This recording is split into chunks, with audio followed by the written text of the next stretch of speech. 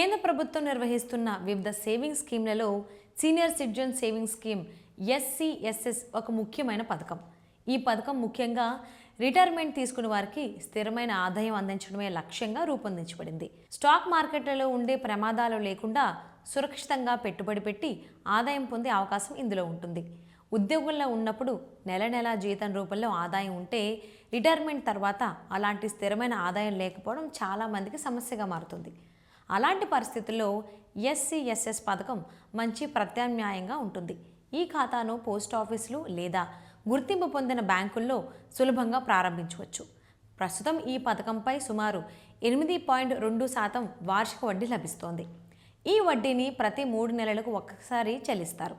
ఉదాహరణకు ఎవరైనా 30 లక్షల రూపాయలు పెట్టుబడి పెడితే వార్షికంగా సుమారు 2.46 లక్షల రూపాయలు వడ్డీ లభిస్తుంది.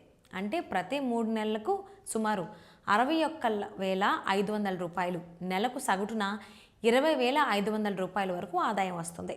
దీంతో రిటైర్డ్ వ్యక్తులకు నెలవారీ ఖర్చులు నిర్వహించడం సులభమవుతుంది. ఈ పథకంలో పెట్టుబడి పెట్టడానికి 60 సంవత్సరాలు లేదా అంతకంటే ఎక్కువ వయసు ఉండాలి. అయితే 55 సంవత్సరాల తర్వాత రిటైర్ అయిన వారికి కూడా కొన్ని నిబంధనల ప్రకారం ఈ ఖాతా తెరవడానికి అవకాశం ఉంది.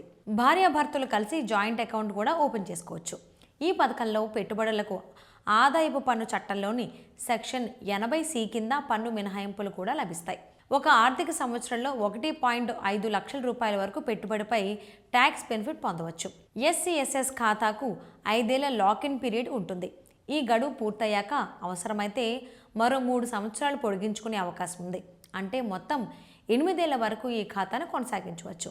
భద్రత, స్థిరమైన ఆదాయం, పన్ను ప్రయోజనాలు అన్నీ కలిపి చూస్తే రిటైర్మెంట్ తర్వాత ఆర్థికంగా భరోసా కల్పించే పథకాలలో ఎస్సీఎస్ఎస్ ఒక ఉత్తమ ఎంపికగా నిపుణులు సూచిస్తున్నారు.